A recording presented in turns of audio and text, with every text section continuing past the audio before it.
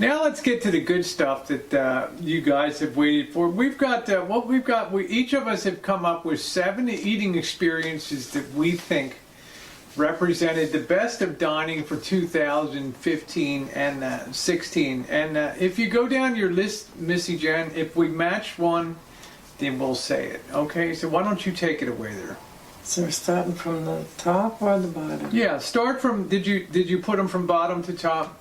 Yeah, because we don't want to really tip our hand of which was the best experience. So in random order, you can go out there and just hit them. So. Well, Bruno's. Okay. Bruno's on 4th Street in Santa Rosa. I would say definitely hit the top 10, what a big not surprise. 5 of our eating experience.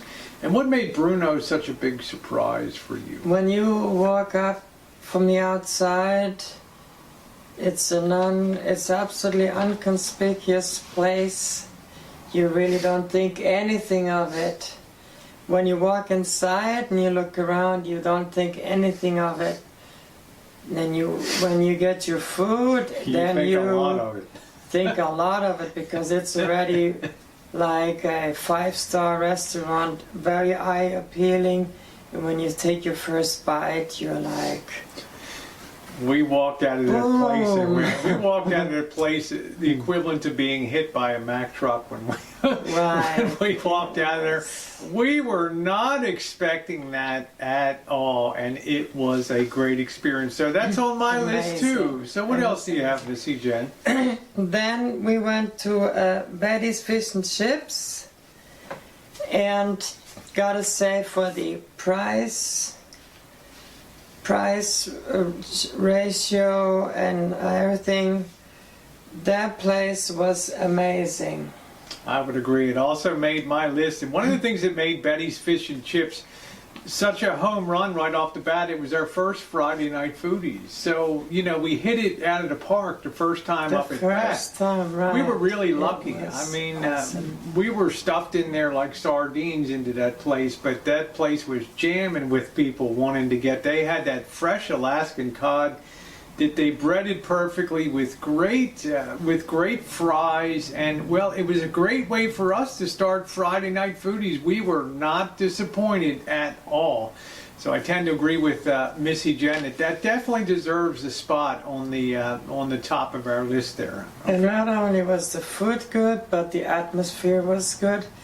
And because it was, we were also crammed in there. We even had great conversations with the people on the table next to us. Yeah, you'll see the old couple sitting next to us that right. engaged in conversation, and she became the thumbnail for the whole Friday night Foodies thing going forward. So what else do you got on there, Missy Jen? So then we have the Trattoria Cattaneo. Wow. That was absolutely on my list too. amazing. Why don't you describe that a little because the food was absolutely authentic Italian. It was run by an Italian gentleman, and the thing that really kicked it off for me is, and it really put tears to my eyes when we left, he came, he gave us a hug and said, come see us again, and said, thank you very much, mille grazie, thanked us over and over for coming in. And of course we wanted to thank him because the food was amazing. The best meatball I'd had in 2015 and 16. And you know what? This place was in a strip shopping center wedged between a cleaners and something else. This guy was kicking out food that was beyond belief at the Trattoria, Cattaneo? It was unbelievable. And the guy wanted to hug and kiss everybody when they left. And, you know, to get a nice squeeze and after you eat. I mean, it's another place we weren't prepared for that. We were not prepared to eat that well. And I think I just had spaghetti and meatballs that night, but it was the best spaghetti and meatballs that I've probably had in my life. The fresh pasta and the sauce was a perfect, not one of those weak little wimpy red sauces. I mean, this thing was robusto. This guy was real Italian from off the boat right into the restaurant and doing his thing. What else you got on your list? And it was authentic typical Italian family. I embrace you into my family. Welcome and come back in. You know, you're always welcome here. And he went in and he talked to every damn person at every table. Everybody. and everybody that come back, he knew by name, first Hugged name them, basis. kissed on this side of the cheek. It And that didn't matter if it was a guy amazing. or a So- lady. He just pulled them out of their seat. So what else you got on your list there? Then the next one was Rosa's Pizzeria. Okay. I really enjoyed their pizza. It was a very thin crust pizza, but it was really, really good. And they had great appetizers and everything. And That was the place with the wood-fired oven that I the went great back and wood got fire oven. Good. It was a And good I experience. think we went beforehand once already and had Yeah. eaten there and decided to go back again. Yeah, they really made a pizza that was authentic. I mean, there was none of this mozzarella. I mean, it was fresh mozzarella with a few Right. sprigs of basil and stuff, and some pepperonis and a great sauce, and that was it. I mean, it wasn't a weighty pizza, and it was incredible when it came out of that wood-fired oven. It didn't make my list, but I can certainly agree that that was a great dining And experience. the reason I put it on the list is because we went there twice and they sustained their Yeah, quality. they sustained. So what else you got on your list there? Then I've got, of course, Cabianca. Cabianca's got to be on there. That place I told you, the 1880s Renaissance, like a I mean, their food Victorian. was just, I rated their food a 9.7 It was flawless. because it was the amazing. food was just incredible.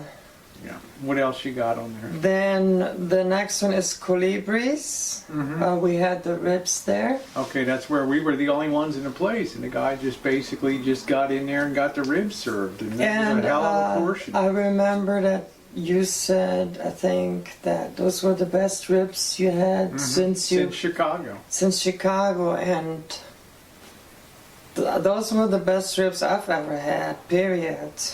So Colibris made it onto my list, and the number 7, the final one on my list is JoJo Sushi, Pretty cool, huh? because they embraced us, they Your hugged first sushi us. experience, I believe. They were so nice, they were so kind, and their sushi, they had all different kinds of spider roll and whatnot rolls, and it was just Yeah, the off. whatnot rolls were my favorite. They were all off the hook. I mean, if you haven't watched that, go and check out the JoJo Sushi.